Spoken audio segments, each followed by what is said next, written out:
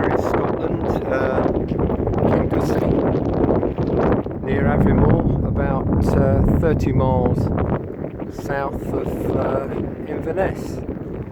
And this is Ruthven Barracks, built for the British Army in, well, before 1745, but came to prominence at that time. Garrison varying between sort of 60 and 120 on occasions, but for the most part 12 men, including stables for 12 cavalry or dragoons. Most famously,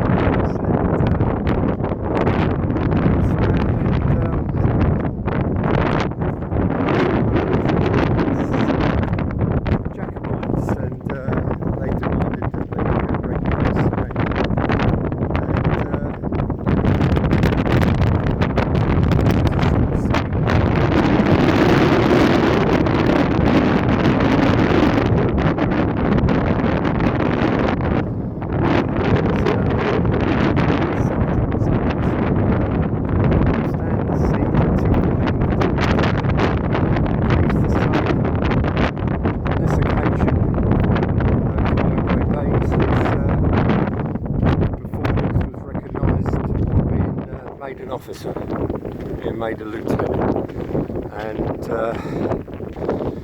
unfortunately the Jacobites did come back later. I think it's 1746, a year or 6 months or so later, and with artillery, and then Lieutenant Terence Malloy was forced to surrender. So, bit of National Trust for Scotland detail.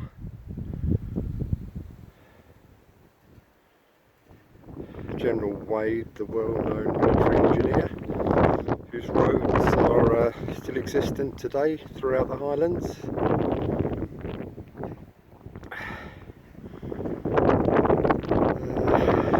As it says, surrendered and burnt. Barracks were burnt, and I believe after Culloden, surviving members of the Jacobite army assembled here with a view to further resistance, but they were later joined by Bonnie Prince Charlie, who told them to basically shift for themselves. And I think the colours were, Jacobite colours were destroyed somewhere in this vicinity, and everyone made their way home, and the prince ultimately, after many adventures with Flora MacDonald, at one point apparently dressed as a maid, with a price on his head, from the British government, betrayed, and managed to escape via the Isle of Skye to France, and then subsequently to Italy, where he later died. Always regretting the fact that the Jacobite army hadn't continued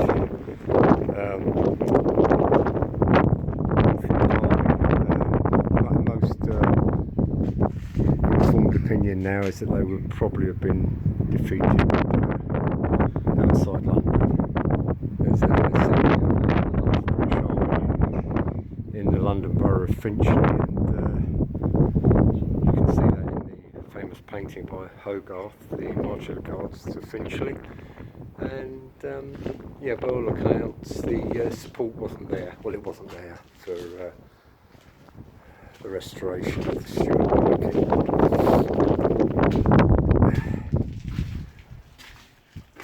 Prison cell. I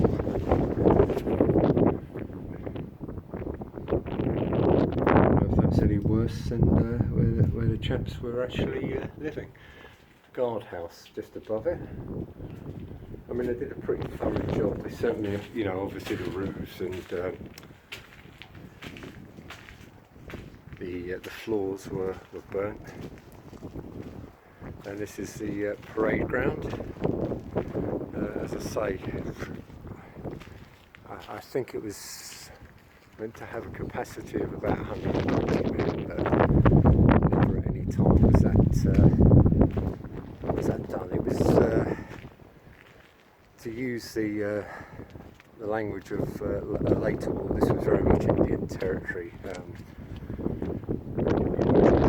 the time of the 1745 rebellion, you were up here and you didn't really, other than on patrols, you didn't really go too far, because there was a high likelihood that you could get ambushed.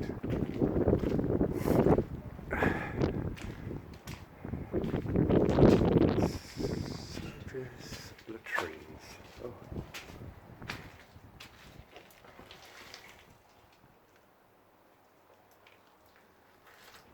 I must say it's very easy to imagine redcoats assembling on the parade ground, and there is a great feeling of atmosphere here. Although at the same time, it's also very difficult to rebuild in your mind exactly what you're looking at.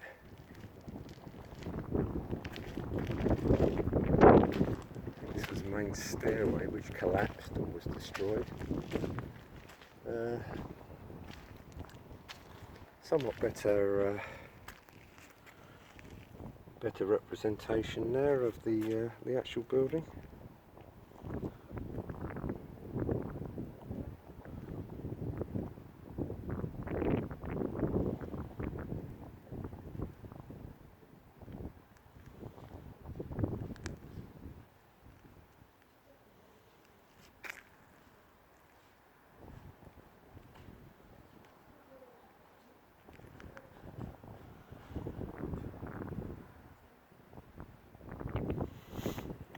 It would have been quite a sight back in the day.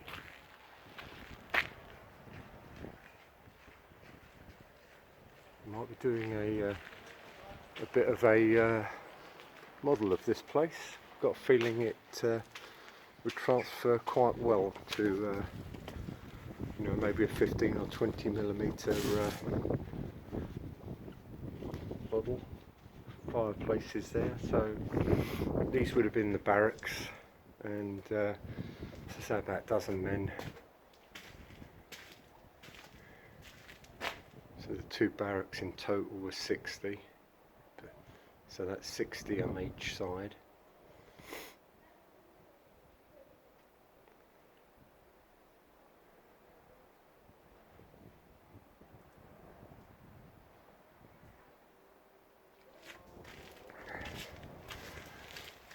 Oh, mind your head. So that would have been the large cross beams going across to make the floor. Underneath would have been storage. And then you've got the musket points there for firing, and then the second floor, and then finally you've got the top floor there with the chimney, one chimney on each floor, and rather nice, well built, really, very well built. I mean, it's a marvellous building, really.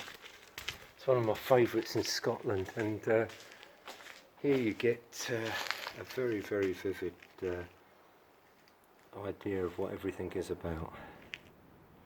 This is how it would have been with the boys in here.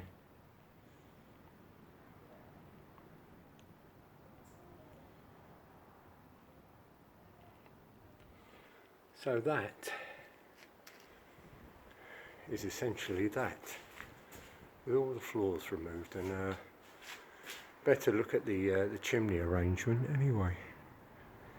You can see each floor had its own roaring fireplace, and my God, you need it up here.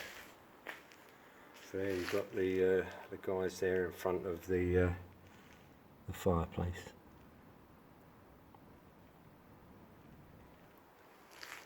Very, very atmospheric, as I say.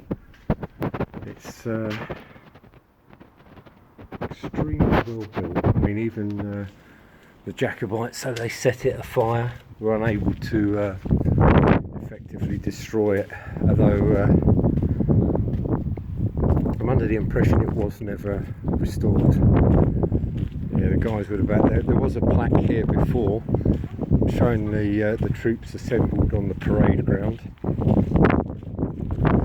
and what you're looking at here is essentially where the parades would have been.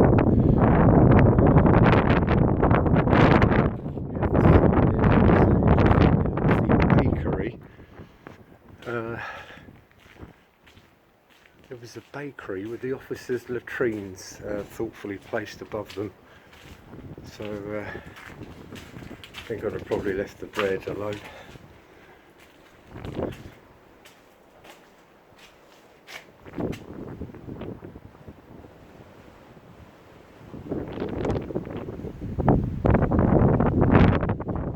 So there's the bakery.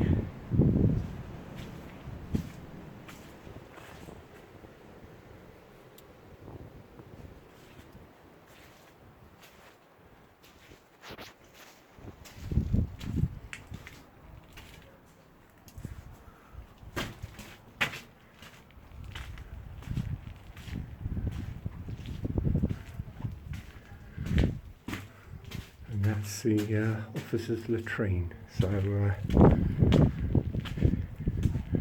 not great planning, but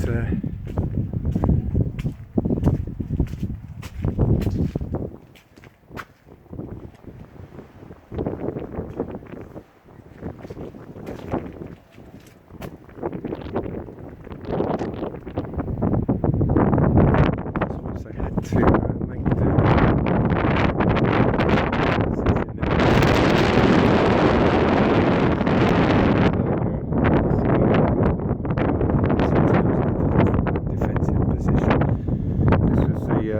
Cavalry or dragoons stables added on afterwards. You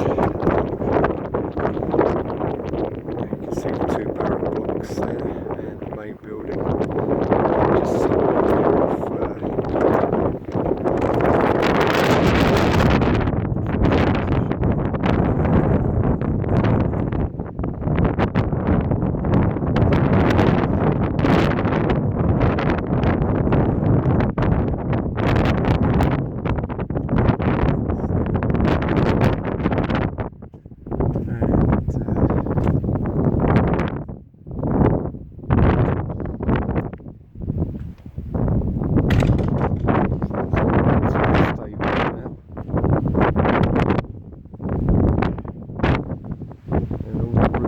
sadly gone, and yet you get some impression of the strength of its defensive position, but also the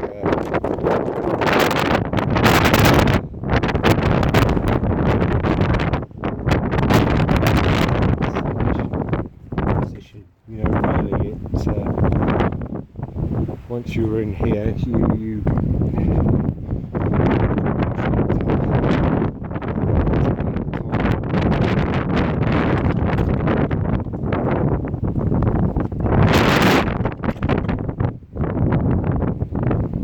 very, very steep.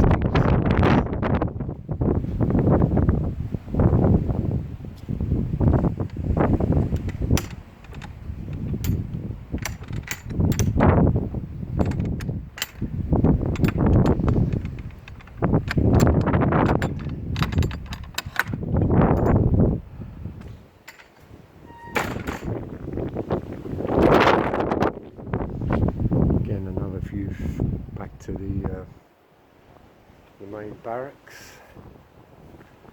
It's amazing how warm it is, or relatively warm, considering that stiff Highland breeze, and it is cold this morning. It is very, very cold.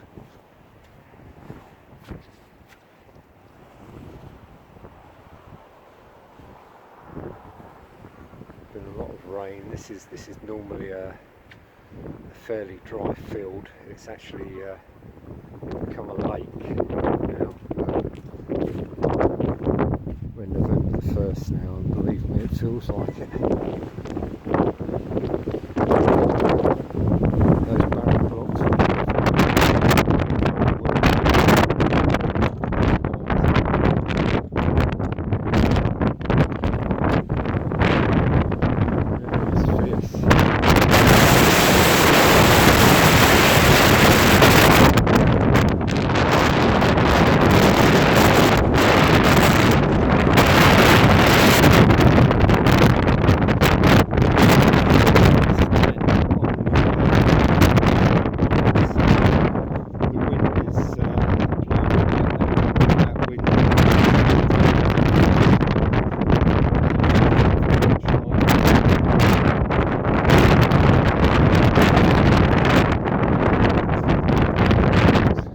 again,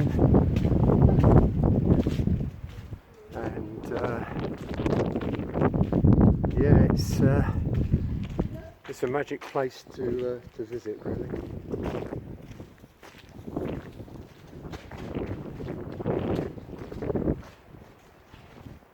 Really quite easy to imagine it as it was. It's character.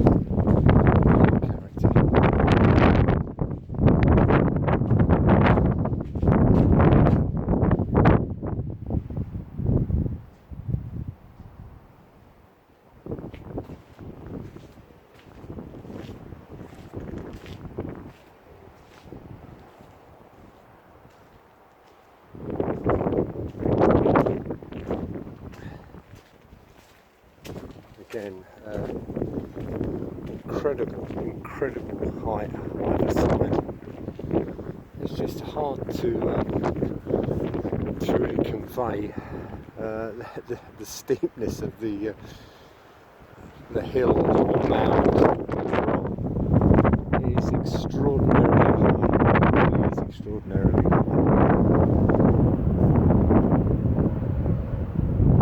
Main A9 there going through to Inverness, but all of this, as I say, is already filled, so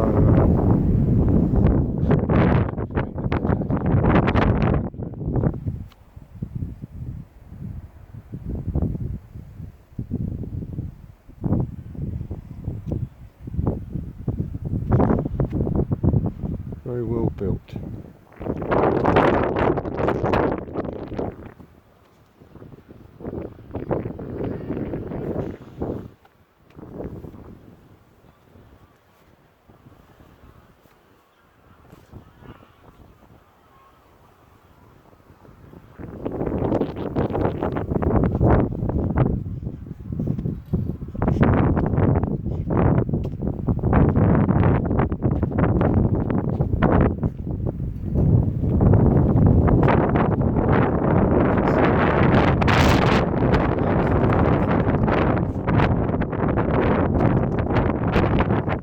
That's original, but certainly shows signs of a fairly hefty main entrance.